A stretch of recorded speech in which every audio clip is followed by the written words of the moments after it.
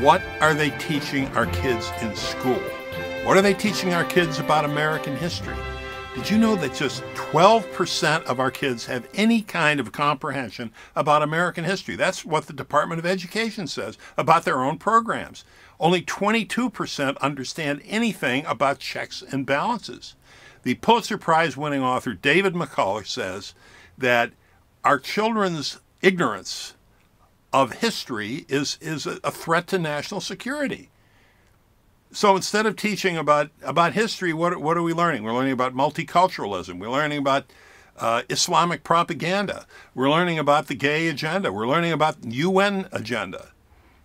So what does the public school want? What do they say they need to improve teaching? Well, here's Randi Weingarten, head of the most powerful teachers union in the United States. She's telling you they need more money. I don't think so. We're looking at a picture of Randi Weingarten, head of the most powerful teachers union in the country. And what's she doing? Why is her mouth so wide open? She's asking for more money, of course. More money and union benefits. And that's supposed to help us. Let's take a serious look to see whether we really need to spend more money on schools, or maybe there might just be another problem. Look at this chart from the Cato Institute.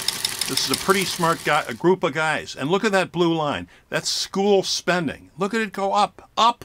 Look at that. 375% increase since 1970. 375%. Okay, let's see some terrific performance. Roll the performance.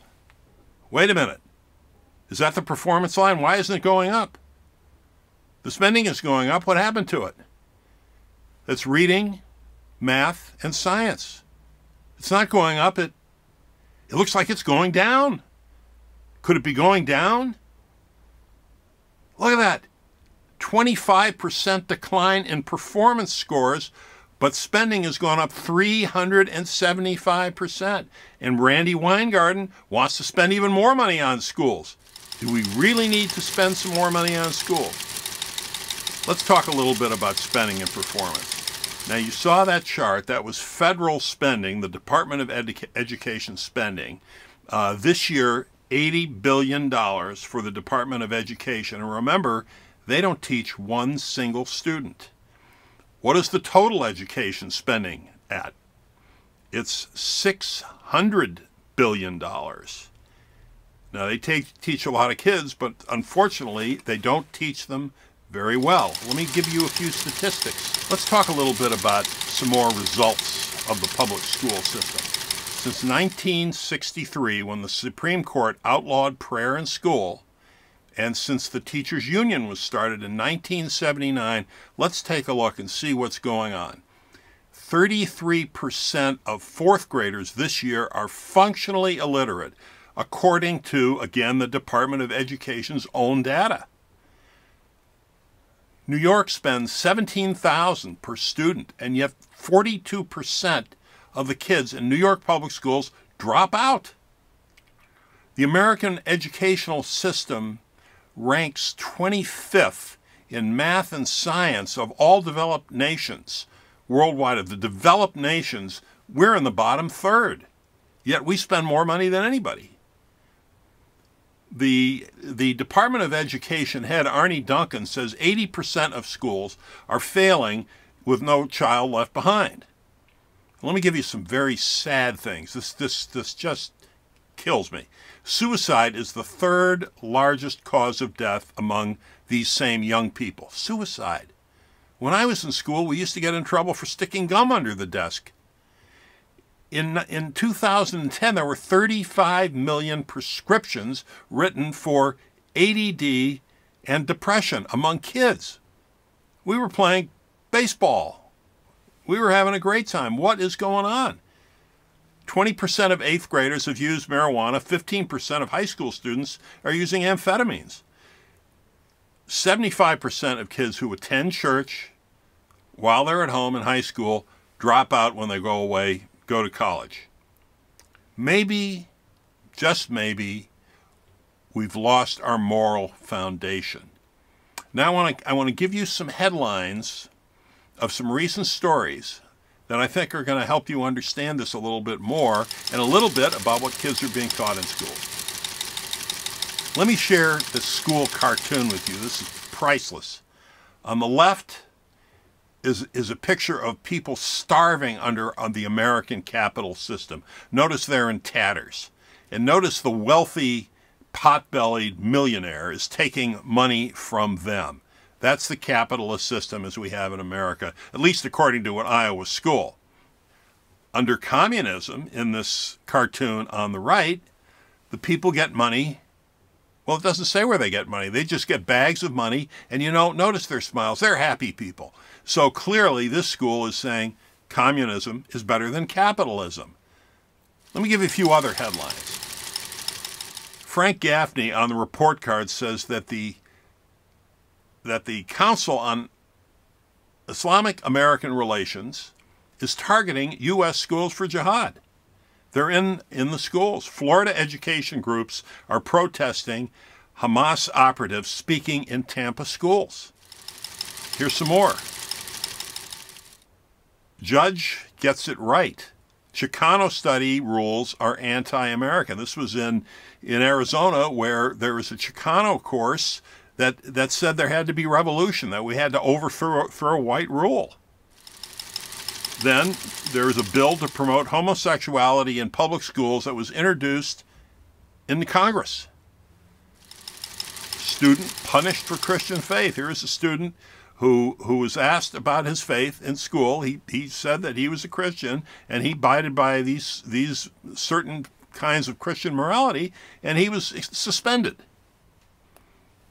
What's going on? What are we doing about it? Should we really be trashing our traditional values? Is that really what we should be doing? Should we listen to Randy Weingarten and give more money to the schools? I don't think so. Maybe we need to remember our foundation. Okay, so what are we doing about it? What should we do about this if more money is not the answer? Let me throw out some ideas, and we're going to be looking in the weeks ahead to fleshing these out a little bit more. But let me just give you a sense of what I think we should do, and maybe some things that we ought to quit doing. We ought to remember that this country was founded on Judeo-Christian principles. We should forget about Islamic propaganda and jihadism in schools. Now, I know some people are going to say, oh, you're an anti-Muslim bigot. No, I just don't think we should have terrorists teaching in our schools. And I think we ought to remember what our constitutional principles are. I think we should also support the spirit of American exceptionalism. This is a great country. People came here from all over the world. People learned here, grew up here, made fortunes here.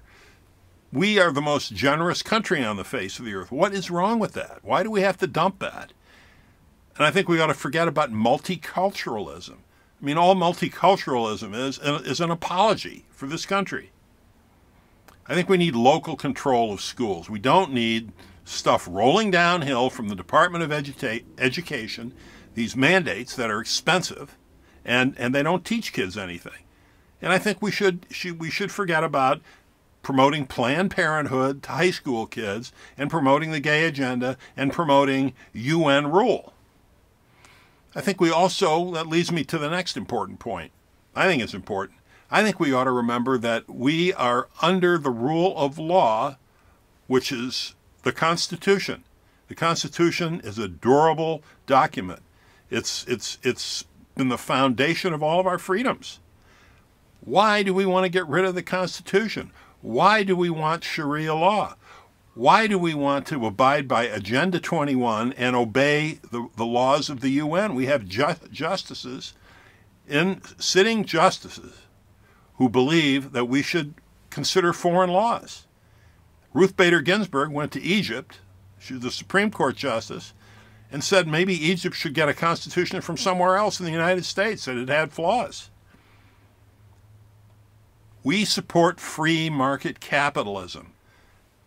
This is a free country.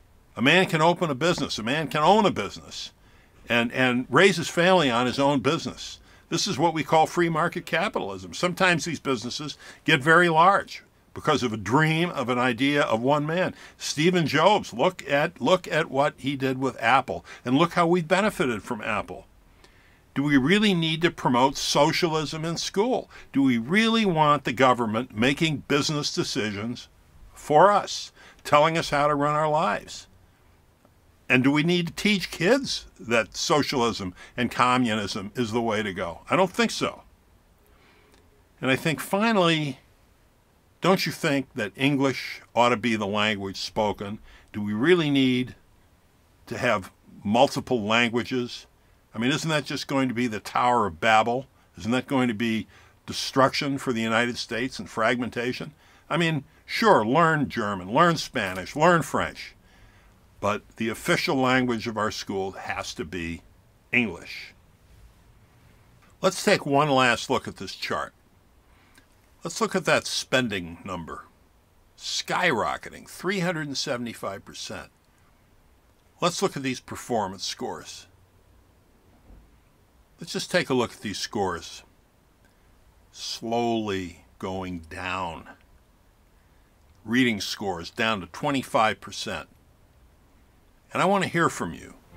I want to hear from you what you think about this. And I want to hear from you about what you think we should do about it. Thanks for listening to The Report Card.